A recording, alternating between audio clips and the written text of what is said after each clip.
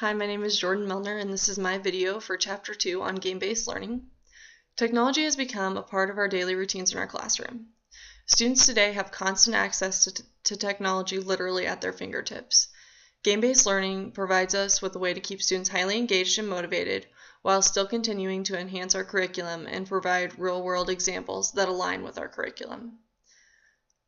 Game-based learning is great because students love it, and it gives us a different way to teach our curriculum and enhance it. I'm a 6th grade special education teacher, and I teach language arts and math.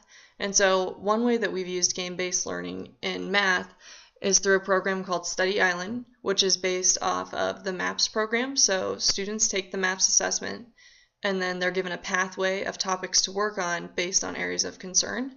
And one way that they can earn a ribbon is to play games and then get a high enough percentage on questions answered. And so the kids love it because it's motivating because they want to earn the ribbons, but they love the games on Study Island. They always talk about how much fun they are. And so it's been a great way for kids to improve on those skills, but it's fun for them. And so we've used that a lot this year. After we've taught a skill, then we have them go review that skill on Study Island. So we've used that a lot in math, but then in language arts, we use technology a lot, but we really haven't used game-based learning a lot. So we've used technology for like research on papers and annotating text and reading fluency and all of that kind of stuff, but we really haven't used it. We haven't used it for games. And so when I was researching game-based learning, I came across the game Gone Home, and it's this great game. It's a mystery, so their character, it starts out with them getting a character, and they enter their house and their family's gone and the house is disheveled, and they start getting clues. And so kids are right away excited about the game. It's a mystery. They want to know what happens. And so the game goes along, and there's different events that happen, and they get different clues throughout the story, and the kids have to keep track of all of that. But what I would love to use it for in language arts would be to teach plot, because there's a series of events.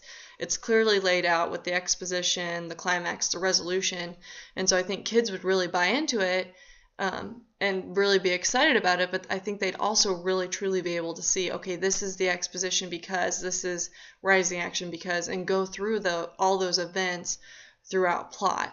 It would also be great for teaching making predictions, because you start getting clues, and so the entire time you're going to be making predictions and drawing conclusions and all of those kinds of things. So I just think there's so many standards that would align to that game, so I was really excited when I found that and want to do more research on it to see how we could use it throughout the different grade levels that we have at Walnut Middle School. And then the other interesting thing that I ran across when I was researching information on this topic was it talked about the game The Oregon Trail, which I can remember playing in the 5th grade, and I think about how simple that game was and how simple the graphics were, and it just makes me really excited to see how far we've come from really those first game-based learning games that were great. They did align to standards, and I do think kids learned from them, and we were highly engaged, but to see where we are now with games like Gone Home and with simulations and all kinds of other stuff that we're doing for kids, and kids are loving it, and it's a great way to keep them engaged and motivated. The research is showing too that kids are learning, and that kids really do love game-based learning. I do think that there can be some issues to it, if kids are not on the right website or not doing what they're supposed to do, but we as teachers have to manage that with classroom management. Overall, I think game-based learning can make a huge impact on student gains and engagement, and just an overall great tool for the classroom. Thanks for listening.